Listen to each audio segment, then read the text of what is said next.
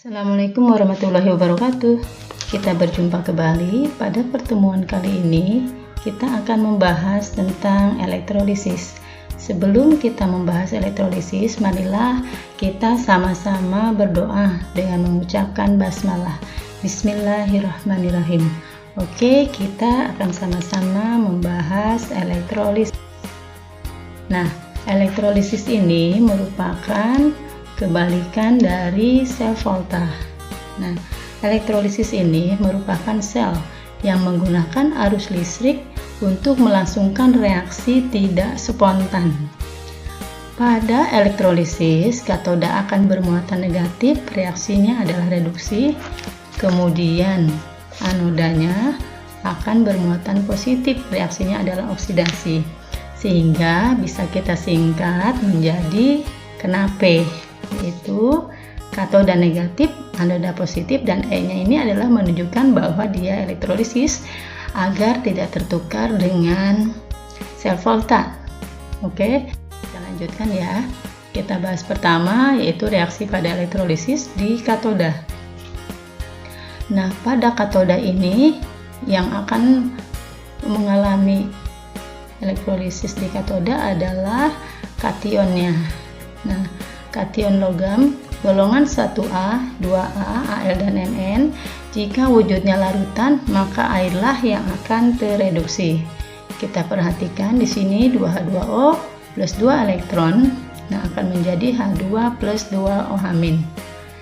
Kemudian kalau wujudnya lelehan, maka ion logam tersebutlah yang akan tereduksi. Kita lihat reaksinya, ini Ln plus N- menjadi L, di mana L ini adalah menunjukkan logam, kemudian N plus menunjukkan banyaknya muatan ya, muatan plusnya, kemudian N ini menunjukkan banyaknya elektron. Berikutnya adalah kalau kationnya adalah kation lain, misalkan hidrogen, maka kation tersebutlah yang akan tereduksi, yaitu 2H plus 2 elektron menjadi H2. Kemudian kalau kationnya adalah kation lain, yaitu ion logam lain selain dari golongan 1A, 2A, Al dan Mn, maka kationnya akan tereduksi, yaitu Ln plus N- menjadi L. Kemudian reaksi pada anoda. Anoda ini adalah anionnya. Anoda merupakan muatannya positif. Kemudian pada anoda ini adalah elektrodanya yang dipakai biasanya elektroda inert, yaitu C, PT, dan AU. Yang dimaksud dengan inert adalah sukar bereaksi. Jika anodanya adalah ion Cl-, Br-, I-, maka ion akan teroksidasi. Itu 2X- akan teroksidasi menjadi X2 plus 2 elektron, di mana X ini merupakan lambang, pengganti lambang.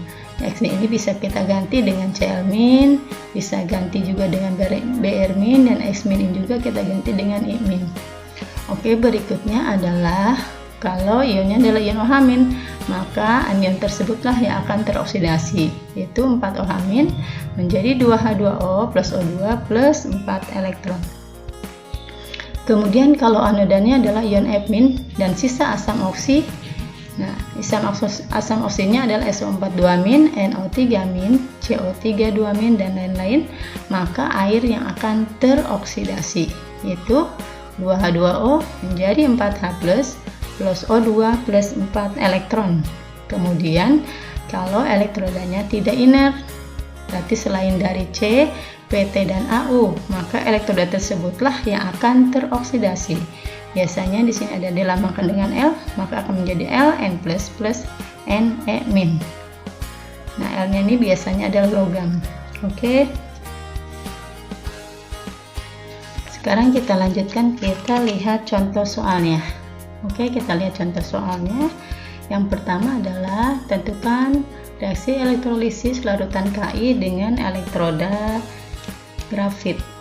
Kemudian yang kedua adalah elektrolisis lelehan CaCl2 dengan elektroda platina. Kemudian yang ketiga adalah elektrolisis larutan CuSO4 dengan elektroda tembaga. Oke, kita bahas satu-satu. Nah, yang pertama adalah ini elektrolisis larutan Ki dengan elektroda grafit. Kita perhatikan bahwa di sini K termasuk logam aktif, yaitu K termasuk ke dalam golongan 1A, sehingga airlah yang akan tereduksi di katoda. Oleh karena elektrodanya grafit, karena elektroda grafit ini termasuk elektroda yang inert, artinya sukar bereaksi, dan anion imin ini tidak termasuk ke dalam sisa asam oksi, maka anion imin akan teroksidasi di anoda. Oke, kita lihat reaksinya. Di katoda A 2H2O plus 2 elektron menjadi H2 plus 2O-, kemudian di anoda adalah 2 imin menjadi I2 plus 2 elektron. Kita perhatikan di sini, di katoda ada 2 elektron di sebelah kiri, kemudian di anoda ada 2 elektron di sebelah kanan di hasil. Maka elektronnya bisa kita kurangi. Nih, habis 2 elektron dikurangi 2 elektron. Kemudian yang tidak sama bisa kita jumlahkan, sehingga reaksi selnya adalah di sini ada 2H2O. Perhatikan ke bawahnya, ditambah 2 imin. Kemudian di sebelah kanan kita perhatikan ada H2 ditambah 2O-, ditambah dengan I2. Berikutnya adalah jawaban soal yang kedua, yaitu elektrolisis lelehan CaCl2 dengan elektroda platina. Nah, pada elektrolisis lelehan senyawa ionik CaCl2 dengan elektroda platina, ini termasuk ke dalam elektroda yang inert. Maka kation Ca2+ akan tereduksi di katoda, karena wujudnya lelehan. Kemudian anion Cl- akan teroksidasi di anoda. Maka pada katodanya adalah, karena dia wujudnya lelehan, maka yang tereduksi adalah Ca itu sendiri. Maka Ca2+ plus 2 elektron menjadi Ca. Kemudian di anoda, Cl- yang akan teroksidasi, itu 2 Cl- menjadi Cl2 plus 2 elektron. Sama seperti yang tadi, banyaknya elektron ini sudah sama-sama 2 elektron di katoda dan di anoda juga 2. Maka elektronnya bisa kita kurangkan. Oke, kita coret ya. Berikutnya reaksi selnya menjadi Ca2+ ditambah 2 Cl- menjadi, perhatikan di kanan nih ada Ca ditambah Cl2. Oke, mudah-mudahan paham ya. Berikutnya adalah jawaban yang ketiga, elektrolisis larutan CuSO4 dengan elektroda tembaga. Kita perhatikan Cu tidak termasuk logam aktif, sehingga kation Cu2+ akan tereduksi di katoda.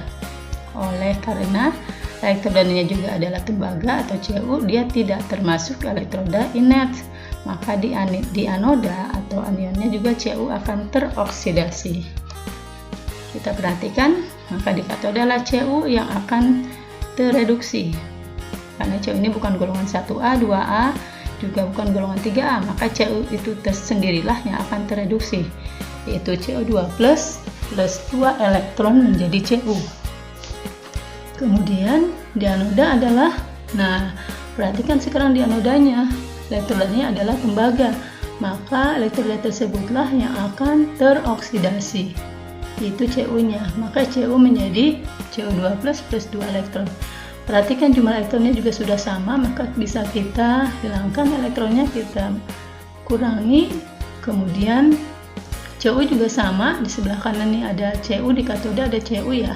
Kemudian di anoda juga ada Cu, bisa kita kurangkan, sehingga reaksi selnya adalah sebelah kiri ada Cu2+, kemudian ditambah Cu2+ akan menjadi Cu2+ dari yang pertama ini adalah Cu2+ dari katoda, kemudian yang kedua adalah Cu2+ dari anoda. Oke, sampai di sini dulu. Mudah-mudahan paham. Terima kasih. Assalamualaikum warahmatullahi wabarakatuh.